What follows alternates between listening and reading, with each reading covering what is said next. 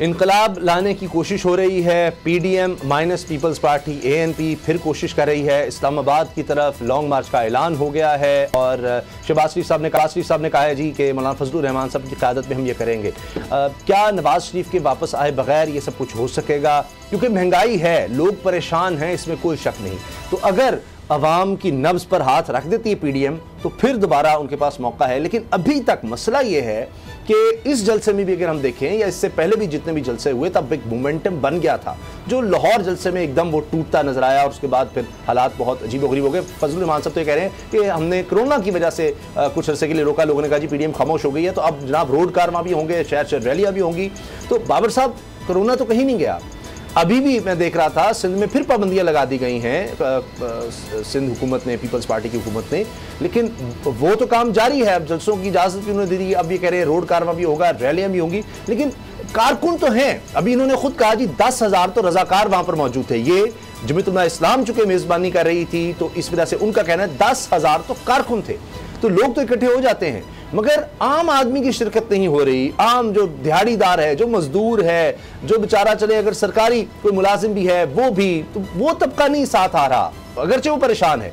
तो वो क्यों नहीं साथ दे रहा? वरना तो शायद वाकई ये सोचते कि हाँ जी ये इतना मोमेंटम बन गया, लोग हमारे साथ निकलने लगे हैं। उसामा साहब, जो लाहौर में उस वक्त भी जलसा हुआ था, वो लाहौर में वो जलसा मैंने कवर किया था। उस वक़्त रात को शदीद ठंड थी। शदीद ठंड में भी मैंने देखा कि रात को ही वहाँ पर KPK से स्टूडेंट्स आना शुरू हो गए और वहाँ पर जो लाहौर में जो जलसा हुआ उसमें जो 70% लोगों की शिरकत थी वो मौलाना फजलुर रहमान की फॉलोइंग थी, वो उनके लोग थे। और नून लीग के जो लोग आए उन्होंने MPs MNAs की ड्यूटियाँ लगाई हुई थी कि जनाब आप लोगों ने बंदे लेके आने हैं। वो MPs MNAs जो थे उन्होंने भी अपने वहाँ से दिहाड़ीदार जो लोग थे उनको पैसों के लालच में, बिरयानी के लालच में, इस तरह लालच में इकट्ठा करके उनको लेके आए।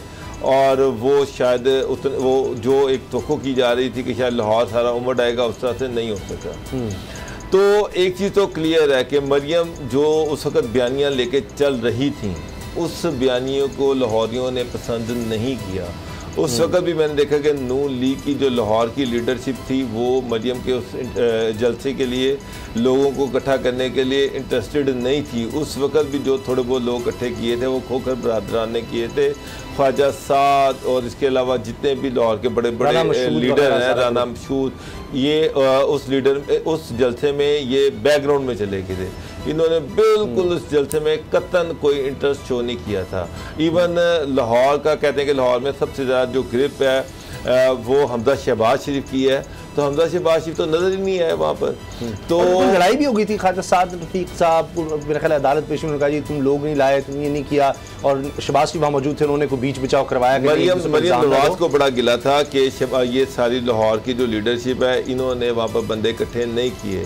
तो उस पर ख्वाजा बरादरान जो थे उनको ये गिला था कि जनाब हमने भी जेलें काटी हैं लेकिन मियाँ साहब ने आज तक हमारा तो नाम ही नहीं लिया कि हम भी जनाब जेलें काट रहे हैं, हम भी फंसे हुए हैं और इनको अपनी पड़ी हुई है। और उनको ये था कि बल्कि ख्वाजा साहब ने तो यहाँ तक कह दिया कि ये तो बाहर चले जाएंगे, हमने तो इधर ही रहना है। तो लेकिन असल चीज़ ये है कि उसामा साहब अब जो कल जलसा हुआ इसमें आपने देखा कि शायद खान अब्बासी को तकरीर नहीं करने दी, उनको मौका ही नहीं दिया गया। इसका मतलब ये है कि जो पहले एक कैंपेन चलाई गई थी, जो जलसे किए गए थे, उसका टारगेट वो बेसिकली स्पॉन्सर थे मियां नवाज शरीफ के।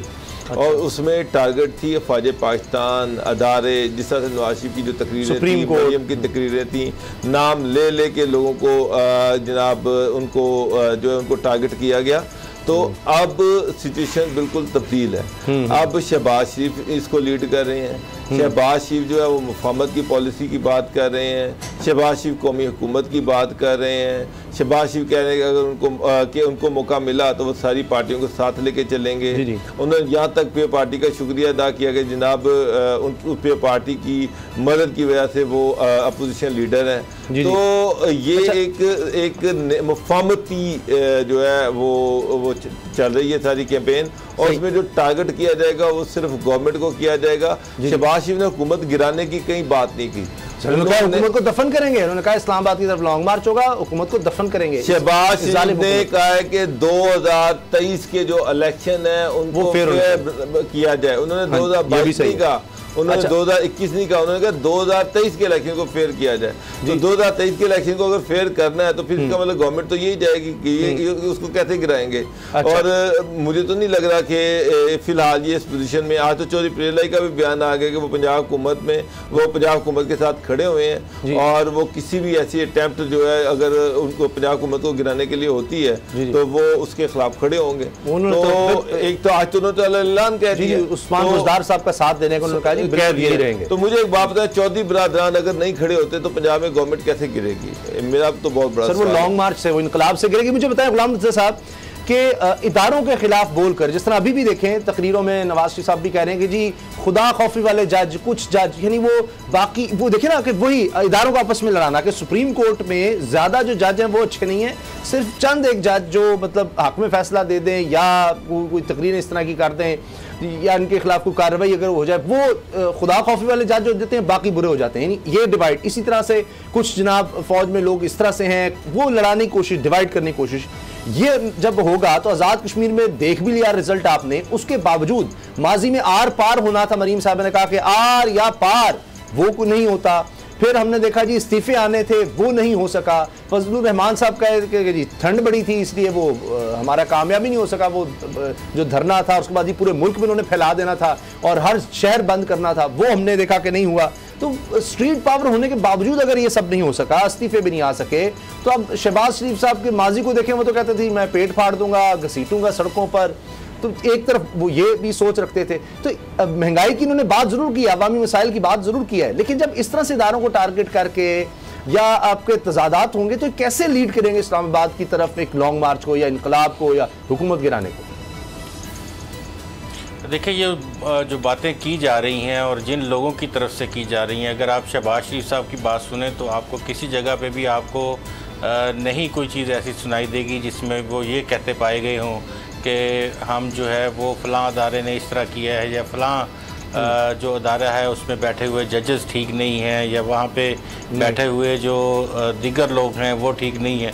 वहाँ उन्होंने कोई ऐसी बात नहीं की है। जो बातें जितनी भी की हैं वो तो मियां नवाज शरीफ ने की हैं, और आप जानते हैं कि उनकी तकारीर और उनकी किसी भी चीज़ को बात करने के ऊपर मुकम्मल पाबंदी है, और वो इररेलेवेंट हैं, वो उनकी बातें जितनी भी हैं, वो पहले भी इस तरह की बातें करते रहे। ये रास्ता बनाने की कोशिशें हैं, ये बार बार जो इस तरह की अटैम्प्ट की जाती है और मुख्तलिफ अदारों को मिलान किया जाता है, उनमें चंद लोगों के ऊपर उंगली उठाई जाती है, और फिर मियां नवाज शरीफ साहब ये कह देते हैं ये लोग इसको पसीराई नहीं मिल रही, इनको बार बार इस चीज़ को देख रहे हैं, बताया जा रहा है, वो मगर बाज क्यों नहीं आते? फिर बात आपकी बिल्कुल दुरुस्त है, बात आपकी बिल्कुल दुरुस्त है। वो कुछ चीज़ वो बिक नहीं रही है, लेकिन जिन लोगों के नाम लिए जाते हैं या जिन लोगों को की तरफ इशारा किया जाता है, देखिए उनकी तो जो आप ये कह लें कि इज्जत नफ्स मजरूह की जा रही है ना, उनको तो टारगेट किया जा रहा है।